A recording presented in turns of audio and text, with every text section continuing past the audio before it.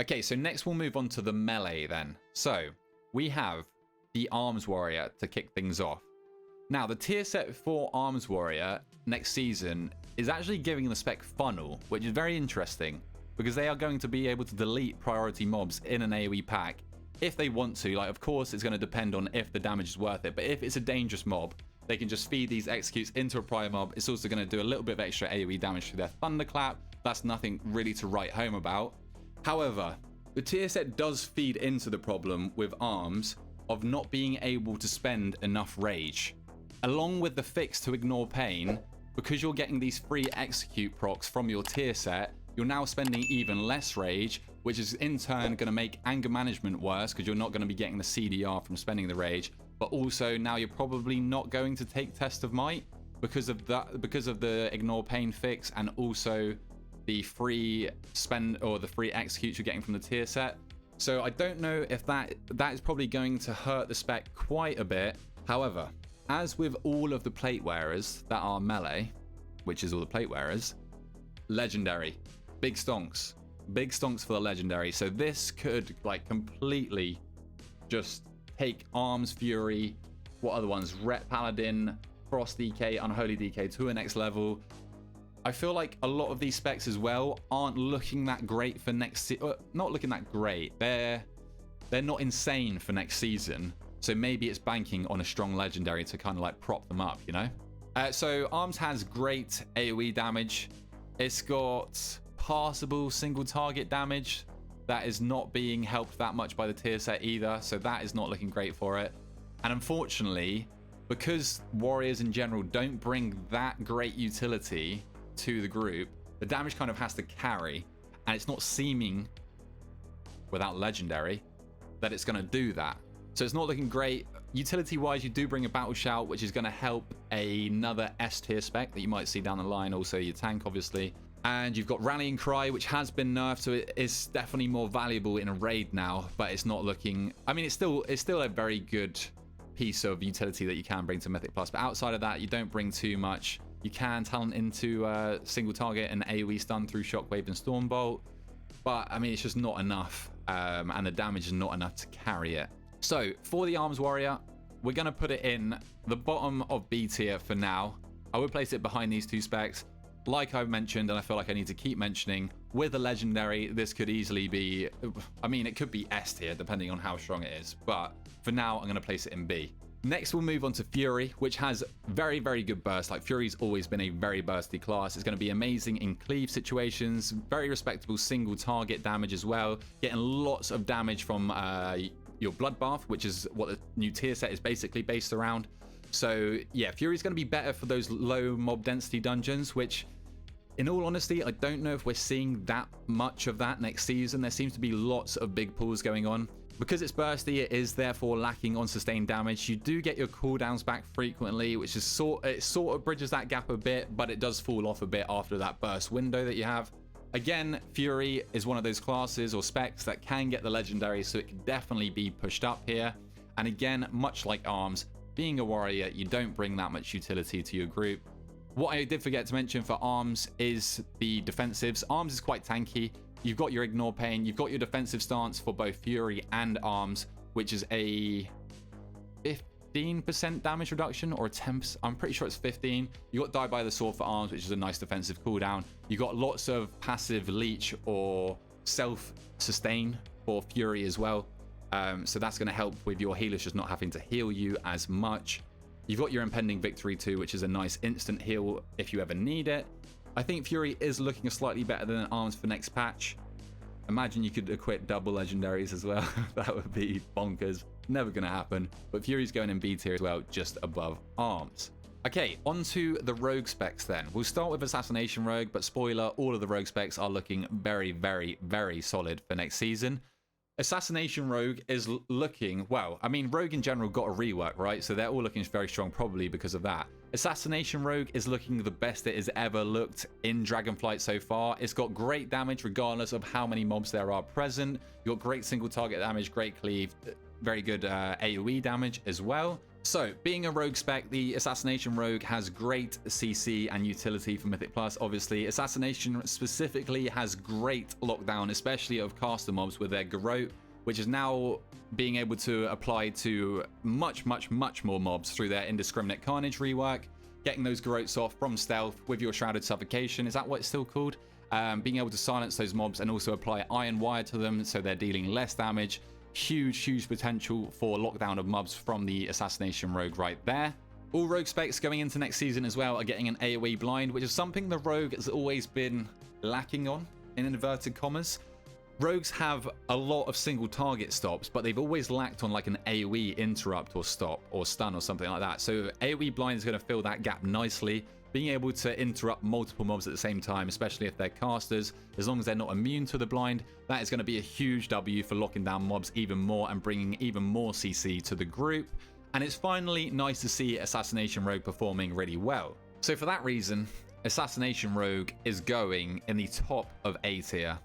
Again, could potentially go in A+, but spoilers alert, with the other rogue specs, or maybe spec, I haven't decided quite yet, it can't go in the same tier as them because the other specs are better.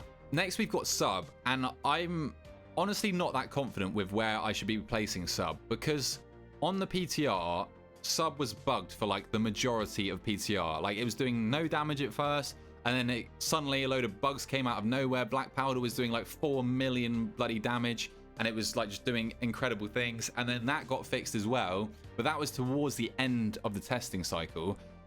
It's a rogue spec, it's got reworked, it brings all of that amazing utility. You've got multiple cheap shots with your Shadow Dances, you've got Kidney Shot, you've got AoE Blind, you've got Gouge if you talent into it. Defensive wise, Rogue is super strong as well. You've got your Cloak of Shadows, you've got your Cheat Death, which is an absolute lifesaver in Mythic Plus. You've got Evasion, you've got Healing Pot is not anything to write home about. You've got Feint as well, you've got 2 charges of Feint, which is a massive W. I mean, you can just negate so much damage as a Rogue. I did see one dungeon with sub after the fixes, and it was doing slightly less damage than Outlaw would have been. Like, I know where I'm putting Outlaw. Sub's just a bit of an iffy one for me. But yeah, I think sub's damage is still super strong. You've got amazing AoE, like great consistent AoE damage as well. You've got amazing burst damage as well, which is something to note for next season, because a lot of the bosses seem to have damage amp phases. So sub is going to pump a lot of damage into those periods and just delete bosses. So that's going to be huge. You can funnel with sub. Sub always used to be kind of the funnel king until people realized how much AoE you were losing for it. But if you do need to delete a dangerous mob, sub is going to be able to Shuriken Storm and then just feed Eviscerates into that prior target and delete it. I think I'm going to place sub rogue in the top of A tier, just above Asa. These two could be interchangeable, but the best rogue spec is the Outlaw Rogue. That's going in A+ tier. God, I don't know where to put it. Like, the thing is like, with this tier here, any of these specs could be a possible meta choice. I don't really think there's too much in between any of them in this list, honestly. I think these specs are better and probably more likely to fill the 3rd spot for DPS, but Outlaw is definitely a strong contender. It is doing some of the most damage in cleave scenarios. So like anything up to 8 targets, Outlaw Rogue is doing like incredible damage, some of the best damage in the game. And better than even better than that is feeding all of that damage into a priority target, and just passively cleaving with Blade Flurry, which is like probably the best damage profile you could ask for Mythic Plus. So that's everything noted for Outlaw Rogue damage wise. And again, being a rogue, just like incredible amounts of utility, CC, you bring it all. You bring Shroud, which I didn't mention for the other specs. Going to be super nice for optimal pathing throughout a dungeon, getting Lust on cooldown where you need it to be instead of just getting it on cooldown for the sake of it. The final piece of utility also that I forgot to mention for the rogue specs is they are one of 3 classes in the game that have a like flat out hard CC in Sap. The other ones are Imprison and Slumber, or Deep Slumber, whatever it's called for Evoker, don't care. Where they can sap the mob or imprison the mob and then walk past it without entering combat. So that's super nice. If one mob is like obnoxiously in the way, can really help out with rooting there too. So A+ for Outlaw Rogue. Okay, next we have the final hunter spec, the only melee hunter spec, which is Survival Hunter. I've always thought this spec was slept on. It's been like half decent to, I mean, it's been decent, honestly, throughout Dragonflight. People just don't play it, so they don't know. It's got very front-loaded bursty damage with much greater improved, was that even English? The single target damage and prio damage has greatly improved. Thanks to the tier set and thanks to the changes to the spec as well. You've got insane cleave, like on up to 4. I mean, like even with like 5-6 targets, but up to 4 targets. Because of your kill shot in your coordinated assault windows, you just delete mobs in cleave. Like Survival does some of the best cleave damage in the game, in my opinion. The tier set is going to give you a great 45-second or less burst cooldown window through your Fury of the Eagle. You can reduce this cooldown with your kill command resets as well. Amazing for Mythic Plus because you're going to have cooldowns and damage up for every single pack. It's going to give you massive crit damage. That's going to help you with your mass AoE that Survival isn't the best at anyway. It does decently, but it's not by no means like amazing. But this tier set is going to help with that. Fury of the Eagle is pumping now, which I'm personally a huge fan of. And you're also going to be able to feed prio damage through your bombs as well. It does lack on defensives because as a Survival Hunter, you're going to have your Leech pet out, which is going to passively heal you, and that's definitely going to be noticeable over the course of a dungeon. But I don't really like it because you lose out on your Fortitude of the Bear, which is just a flat defensive that you can press if you need the extra HP and the heal from it on demand, instead of just passively gaining throughout the whole dungeon through the Leech. Again, like the other Hunter specs, you have unique but helpful utility. You got your Binding Shot, which can be subbed out for Scatter Shot. I feel like people always forget about that, but it's an extra single target stop. You've got your Intimidation from your pet, which is a nice single target stun, which doesn't have, so that's huge for the spec too. You have your Freezing Traps, Tar Trap, which can help out the tank Kite, as well as your Binding Shot, like I've said. Finally, you have your Hunter's Mark as well, which is new. Going into this patch, you're going to get that extra 5% damage from 100 to 80% health, which is going to help out on those tyrannical weeks. I don't know if I'm going to bother putting it on any trash. You can put it on like prio deadly mobs in trash on fortified weeks, but it's really not going to be that noticeable. But it will be nice for tyrannical weeks. So that's somewhat of a W for the Hunter spec, getting that pseudo group buff, but it's nothing like the other specs bring. So for that reason, Survival's definitely going in the A tier. I think I'm just going to put it next to the other Hunter specs. Like I said in the ranged video, or like I mentioned earlier with the ranged, any of these Hunter specs could be swapped out with each other, in my opinion. I feel like they are all so close together.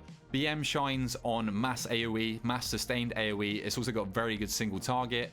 has amazing front-loaded bursty AoE damage and great single target damage. And Survival has great cleave damage and also some better single target damage than before. So Survival is in the A tier. On to Enhancement Shaman then. So the changes to their spec talents has really helped out the class. They're getting some prio damage from their Tempest strikes. They're now able to not take Lashing Flames, which personally for me, huge W, because that just makes the spec too hard. But they can dabble with some other talents.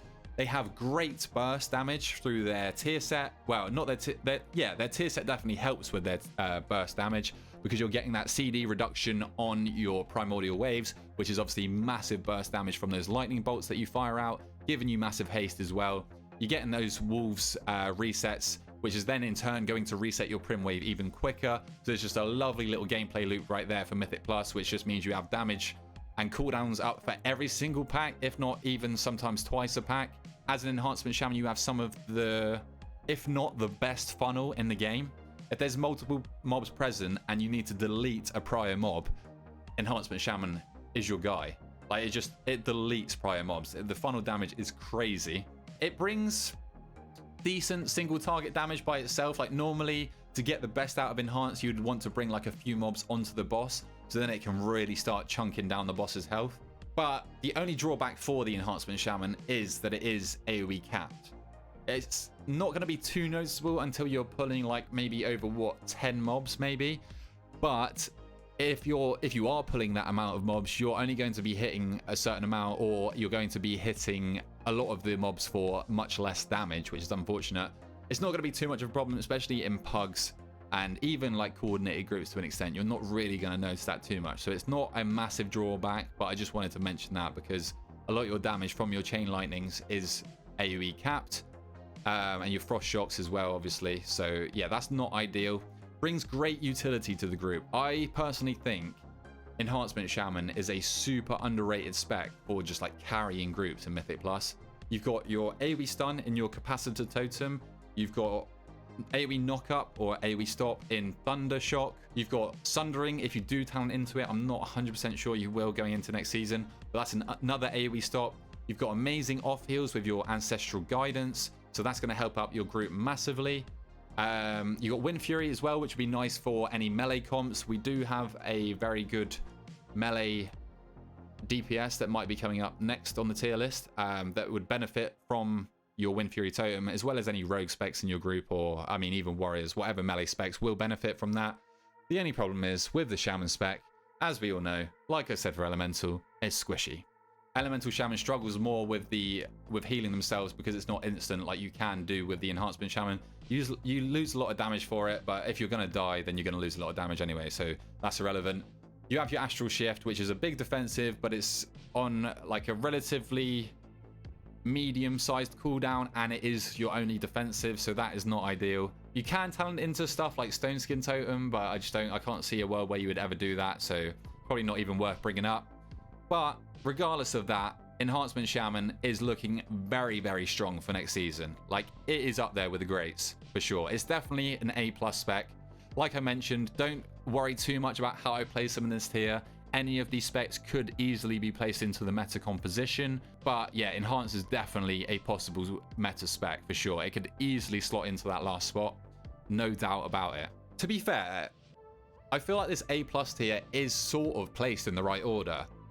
Enhancement needs more defensives to like creep up here. Like, these specs just bring so much to the group. I mean, like, everything brings so much to the group, but like Enhancement lacks on mass AoE and also defensives. Outlaw lacks on mass AoE, whereas these specs just kind of have like no downside to them, honestly. Okay, so any guesses for where Havoc's gonna go? Straight in S. No questions asked. We all know it. Havoc has been nerfed over the course of the PTR, but to be fair, and I like this from Blizzard, they've nerfed it slowly but surely. Whether it's got more nerfs to come, I don't know, but even with more nerfs, I still think it's going to be at least A+, but probably still stay in the S tier.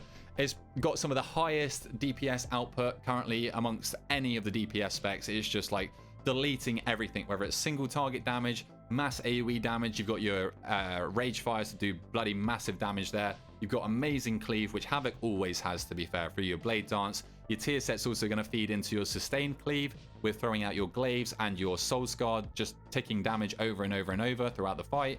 You don't even have to worry about your tier set because your Blade Dance procs it. Like, you just cannot fault this spec in any shape or form.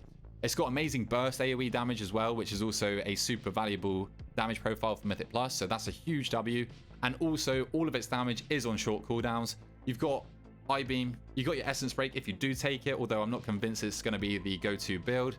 You've got your Fell Barrage, which has been reworked to just like delete mobs around you on a 1.5 minute cooldown, which is a relatively short cooldown for Mythic Plus, honestly. Like, you're going to have, in high keys, you're going to have that for every pack, maybe every other pack, and you're going to be able to buff this up with your Momentum or probably Inertia damage amps. So Havoc is just looking giga for next patch, and we all know it. It seems like you're maybe somewhat proc reliant for your MO auras resetting to get like the utmost damage out of your Havoc DH. But regardless, like, even if you don't have those procs, you're still on top of the pack every single pack. Like, it just doesn't matter. You have great defensives as well. You've got Blur, you're able to talent into Netherwalk now. You've got Passive Leech in your meta windows, which is up for the majority of the time. You've got passive damage reduction as well, just through your class talents too. So you're a super tanky spec. Healers don't really have to worry about you too much in comparison to other specs. Fell Eruption is now baseline in terms of utility. You got your Chaos Nova, you got your Sigil of Misery, you've got your Imprison, which is one of those CCs that can be used to skip mobs too.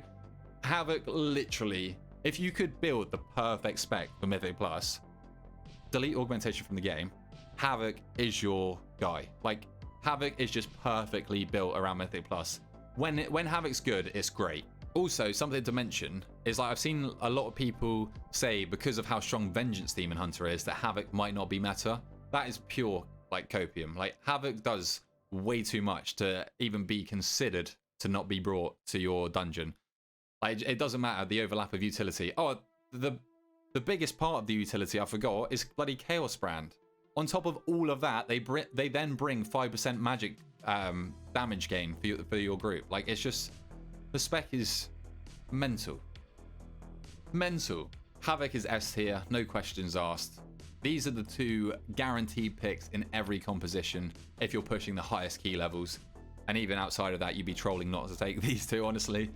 Feral Druid is next. So Feral's tier set is going to bridge the gap that they've always struggled with, which is their single target DPS.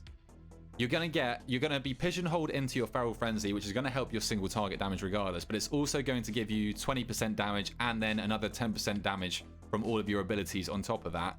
So it's really going to help out your single target damage here, which is a huge W for Feral because Feral's AoE damage, especially sustained AoE damage, is up there with the greats. Feral's AoE damage is nuts. It's sort of rampy. I mean, it's not that rampy. You sort of get off with good damage, but then you just ramp up even more, and then you just sustain that damage, which also then, because your AoE damage is your rip applications to all the mobs around you, that gives you Apex procs, which means you can feed priority damage into a prio target through your Ferocious Bites that are free, and then also those Ferocious Bites that are free going into your prio target are also going to cleave on everything around you through Rampant Ferocity. So it's just this endless cycle of mass AoE damage into priority damage, even better single target damage now with a tier set that feeds back into cleave damage through your Rampant Ferocity. Like, it's some of the best damage profile I've seen in the game. You cannot fault their damage profile at all. On AoE as well, it's not really that, it's not cooldown reliant at all. Obviously, you're going to do more damage on AoE with your Incarn up, but it's not necessary.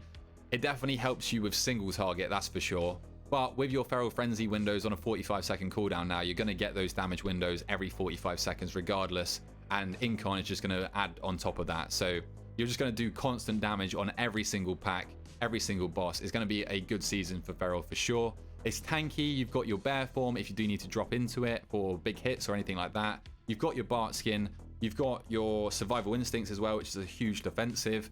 And then you've got Nature's Vigil for some off healing, which also feeds into the utility. Druid, it brings some of the best utility in the game for Mythic Plus. You've got Mark of the Wild.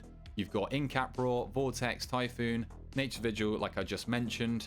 Yeah, you can't fault the Druid's utility in any way, shape, or form. Like, it really just does add so much value to your group.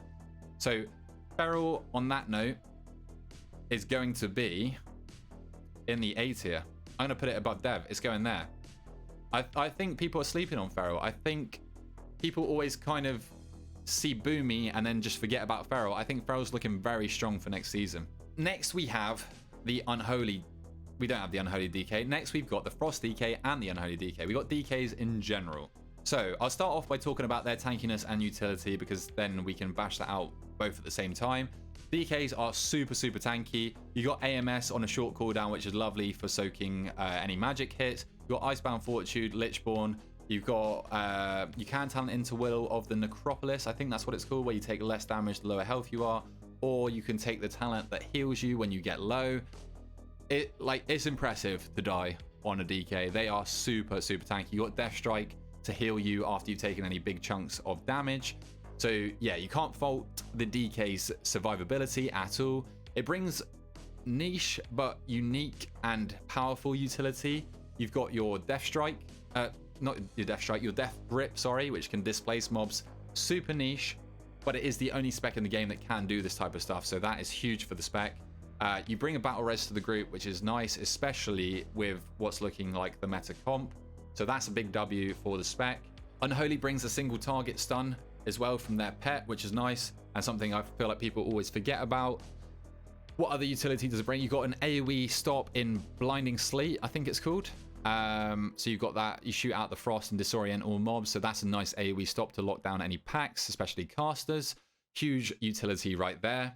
Frost DK damage wise for next season, I mean, especially with the legendary, you're definitely going to be going with the Obliteration cleave build, which is super bursty and does a lot of damage in cleave scenarios. Like, Frost DK can pump out some serious numbers. So that's going to be really nice for pugging. Like, if you're going through just doing the standard pulls of like around 5 to 8 mobs, going to be doing a lot of damage through your obliteration cleave right there. The tier set, although it buffs up your damage in general, Chill Streak doesn't affect your AoE damage in any way. So that is not great for the spec. And Frost does kind of struggle on like burst, especially single target. It's not known for its single target damage, so that kind of holds back the spec a bit, but you are going to be able to keep up with like a lot of other specs on the overall meters. You'll be doing a lot of damage. So for that reason, I'm going to whack the Frost DK in the B tier. Could potentially bump itself up to the A tier potentially with a legendary. It's going to depend again on how strong the legendary is for these next 3 specs, including Frost. But yeah, I think Frost is sleeper good next patch. I think it's going to do a lot of damage. And then moving on to Unholy for its damage, it's been like reworked slightly in the fact that its damage is now going from like a 3-minute like all-out mega burst window into feeding your damage into these 45-second windows with your Apocalypse and your tier set that spawns these Maguses of the Dead, firing out Shadow Bolt volleys, which is cleaving, and that is going to like fill the gap very nicely for Unholy, because that's something they always struggled with, is the cleave damage. They always had amazing single target if they were talented into it, amazing mass AoE, like up there with the best AoE damage in the game on mass AoE, but that void in between of the cleave is going to be really fleshed out with their tier set, because those Shadow Bolt volleys are doing a hell of a lot of damage. So Unholy DK is going to go into A tier. I think I'm going to put it just in front of Demo. Maybe these two could be interchangeable, I'm not sure. Bottom of A tier for Unholy. Yeah, I think it's looking a lot better next season than it was this season for Mythic Plus. Like, part of me even thinks it could climb up a bit higher through A tier. I don't know. Yeah, but A tier regardless for the Unholy DK. Okay, right, so we have the Ret Paladin. So Ret has got an ideal damage profile for Mythic Plus. You've got very bursty upfront damage on a 1-minute cooldown, which, like, regardless of if it is AoE or single target, we all know that Ret struggles on single target, but we'll come to that later. You're going to do insane damage at the start of packs or the start of bosses. It's Giga. Like, the tier set is also adding to the Giga AoE for the Ret Paladin, because your spenders are going to echo for a percentage of the damage. It's going to help your single target as well, but this is Ret's biggest problem, is you have to either fully talent into AoE or you fully talent into single target. There's no in between. So for dungeons, Ret always struggles with their single target damage, which isn't ideal.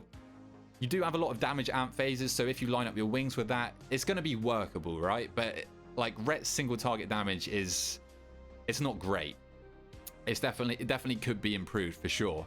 However, saying that, depending on what this legendary does that's being introduced, it definitely could buff up Ret's single target, which would help the spec massively and put it like potentially close to A+ tier, I would argue. For now, I'm going to place it in A tier. I'll spoil that for now. We're still going to talk about utility and defensives. But yeah, it's going to go in A tier. It brings like some of the best utility in the game. Like, it's up there with the Druids. You've got Freedom, you've got your Sack, you've got Blop, you got your Blessing of Protection, Blinding Light, which is a massive AoE stop, which is super nice for Mythic Plus. You've got single target stop in Hammer of Justice. You've got great off heals. Well, yeah, you got decent off heals. So yeah, Ret just brings it all in terms of the utility. So it also brings a battle res. Almost forgot about that one. It's insanely tanky since it's reworked. Like, you just passively reduce a lot of damage as it is. You've got your bubble. You've got 2 very short cooldown shields that protect, or you got 1 shield, sorry, that gives you a massive absorb, and the other one is on a short cooldown that gives you a lot of damage reduction. You've got your off heals as well. Like, Ret is super good. The only thing that holds Ret back is its single target damage, unfortunately. But I feel like to be an amazing spec, you need to somewhat bring both single target and AoE damage. I'm going to put Ret in the A tier. I'm just looking where I'm going to put it now. I think I'm going to put Ret just behind Beryl. I mean, arguably, no, I think the utility carries a lot for Ret. I'm going to keep Ret down here. I mean, it's like mid A. I know this looks like it's towards the bottom of A, but it's like, it's solidly A here. Yeah, Ret is looking very strong for next season for sure. Okay, so that is the tier list done. That is how all the ranged and melee specs look like. I can't do this with a straight face because I'm forgetting Windwalker Monk. Windwalker, I haven't seen a lot of on PTR, but from the Windwalkers that I have played with on PTR, I've seen some of them, to be fair, pumping. They're a very, very bursty class on single target and more so on AoE. However, they are quite proc reliant. I'm not super familiar with the spec. I don't think you're gaining massively out of the new tier set because it has been reworked. It's going to be very good for low keys, that's for sure, because it does a lot of upfront burst damage. But I just don't think it's that great overall. I feel like people are dooming on the spec though. I don't think it's as bad as people are making it out to be. It's going to be respectable on the overall meters for sure. It also brings, I'm not going to say some of the best utility, but its utility that it brings is great for Mythic Plus. You've got short cooldown AoE stun in leg sweep. You've got Ring of Peace, that is super good. Whether you need it to stop your tank being killed by mobs or whatever, whether you need it to stop the toxic Saurids leaping in a Tal Dazar. Like, it's very niche, but it does seem to also come up a lot, and it is very useful when it is useful, you know? I mean, that makes sense, doesn't it? It's useful when it's useful. It's pretty much a walking tank as well. You have like 4 different defensives that you can use. You've got your Touch of Karma, you've got Diffuse Magic, you've got your other 2 that I can't remember what they are because I don't play this spec. But yeah, you are very tanky as a Windwalker, that's for sure. You also bring Mystic Touch, which would be super nice for your Havoc Demon Hunter and other like rogue specs, for example, that are like possibly meta next season. So that's going to really help out with any melee. Oh yeah, the other utility that the Windwalker does bring is it increases the healing taken from your party members, and also, what's the other one? Does it give a flat verse buff to your party as well? But I just remember them having 2 super strong pieces of utility in their class tree that definitely helps out at Mythic Plus, just making your group tankier as a whole. They've also got Paralysis as well. Yeah, thank you. Yeah, Paralysis as well for a pseudo single target stop. You can also use it to skip in some scenarios where you would paralyze the mob. There we go. Felt like I was being paralyzed then. Paralyze the mob and then Ring of Peace it out so that you can walk past without getting in combat with the mob. I'm going to put the Windwalker in the B tier. I do think people are giving it a hard time. I'm going to put it at the bottom of B tier, I think. I was debating putting it up here, but these 2 specs are just going to do outright more damage than the Windwalker. They're not going to bring as much utility, but the Elemental Shaman is, and it does do good single targeting cleave. So, that is my overall tier list for Season 3 Mythic Plus in Dragonflight. We've got the Augmentation and Havoc at the top. I don't think there was any surprises there. All of these specs right here could easily fill this 3rd spot in the meta. They all bring their own positives to the group, basically. Like, they basically bring it all, is what I'm trying to say. But they could definitely be interchangeable, dependent on your group comp, dependent on the dungeon, dependent on what gets you into keys, etc, etc. A tier, we've got a lot of specs in the A tier. To be fair, I think balancing other than these 2 for next season is looking pretty solid. It's looking somewhat similar to Season 1, where like all of these specs here are like decent specs. We got 2 in C, which is unfortunate. They are not doing great by any means, but I mean, don't stop that from inviting you to your plus 15 or plus 20 weeklies. They're going to do absolutely fine in those keys. But yeah, we got a lot in like the A tier, B tier. So some decent balancing from Blizzard, except these 2. Just nerf, delete Org from the game and nerf Havoc a little bit more. I'd be fine with Havoc in A+ tier. That'd be absolutely fine. But for now, that's where it stands. Peace out.